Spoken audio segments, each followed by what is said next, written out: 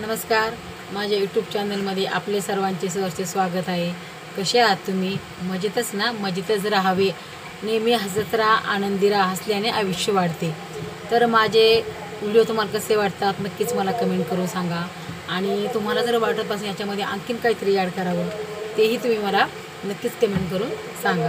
तर मागील व्हिडिओमध्ये पाहिलं आपण की मन मोकळेपणाने कसे राहावे, काय मन मोकळेपणाने कसे राहावे आणि आपला बिझनेस स्टार्टअप कसा करावा। आणि आता आपण ह्या व्हिडिओमध्ये पाहणार आहोत आपण की मराठी माणसांनी मराठी उद्योजक होण्यासाठी कोणकोणत्या स्टेप बाय स्टेप वरती गडावर गेले पाहिजे।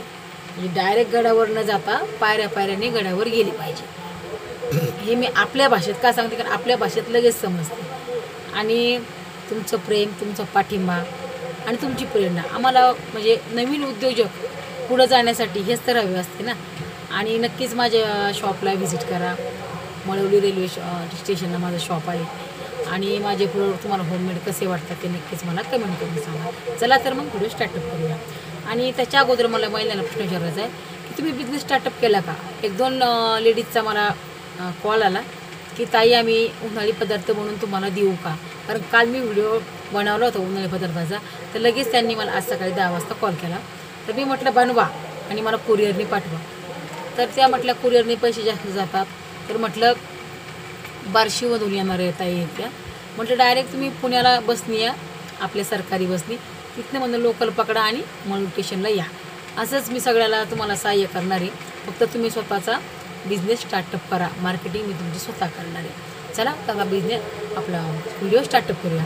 की मराठी माणसांचं कसं आहे की पाहिजे तर लगेच यश मिळालं पाहिजे, आपल्याला थांबता येत नाही, आपल्याला वेळ अजिबात नको आहे।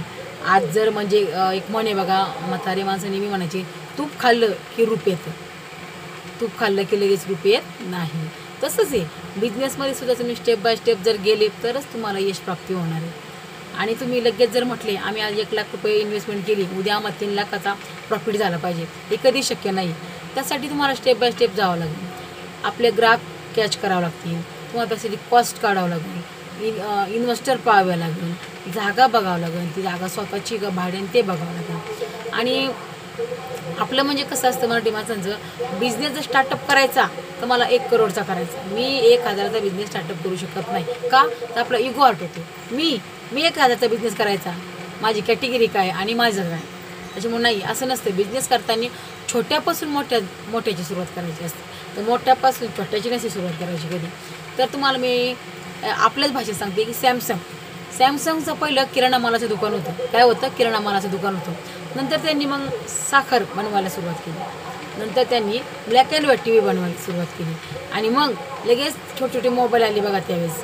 आणि मोबाईल झाल्यानंतर त्यांनी रंगीत TV म्हणजे कलर TV बनवायला सुरुवात केली।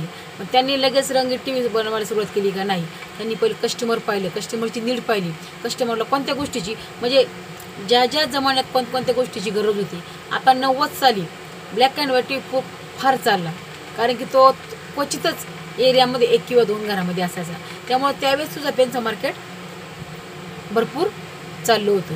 आणि आता कलर TV आला, त्याच्यामध्ये पण त्यांचं भरपूर प्रोडक्शन चाललं। त्यांनी ॲपलला पण मागं टाकले। आणि ते धीरूभाई अंबानी पहिले पेट्रोल पंपावर पेट्रोल विकत होते, हे तुम्हाला माहीतच आहे। तसंच त्यांनी अंबानींनी आपले लिंब पण विकलेले आहेत, म्हणजे छोट्या छोट्या बिझनेसपासून ते आज मोठे मोठे बिझनेसमॅन झालेले आहेत। तर तुम्हाला बी हेच करायचं आहे। आणि तुम्हाला मी एक सांगते, आता त्यांचा 90 सालचा जन्म आहे, म्हणजे 90 ते 2000पर्यंत त्यांना भरपूर आठवत असेल की पहिलं कुल्फीवाला यायचा दुपारचा, तो आपल्याला 4 आण्याला कुल्फी विकायचा, किती 4 आण्याला।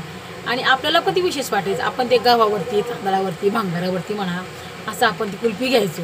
तर कुल्फी घेतल्यानंतर त्यावेळेस आपल्याला वाटायचं का बरं हा उन्हात हिंडत असं एवढा गरा गरा गरा गरा।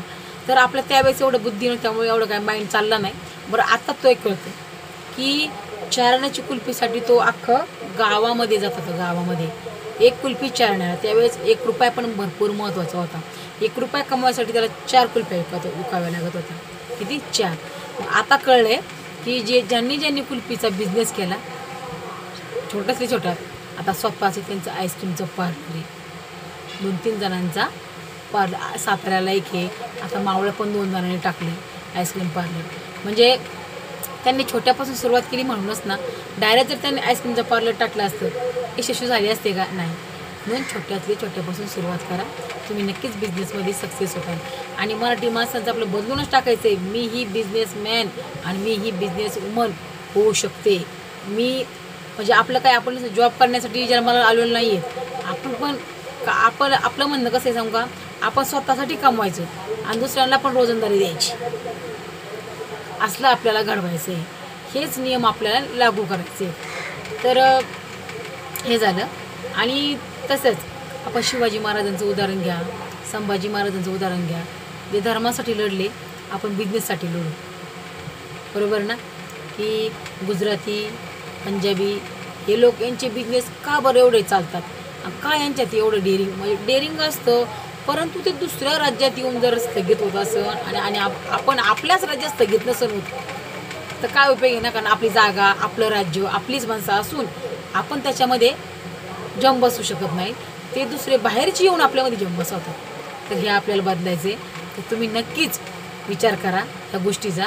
आणि जशा मला 2 लेडीजचा फोन आला, तसं मला उद्या 10 किंवा 15 लेडीजचा फोन यायला पाहिजे, अशी माझी अपेक्षा आहे. आणि तुम्ही नक्कीच बिझनेस स्टार्टअप करणार, एवढी पण मी तुम्हाला खात्री देते. की हा व्हिडिओ तुम्हाला कसा वाटला नक्कीच मला कमेंट करून सांगा. आणि कुणला कोणता बिझनेस करायचा आहे आणि कुणला कोणती मार्केटिंग हवी आहे ते कमेंट करून मला नक्की सांगा. नमस्कार.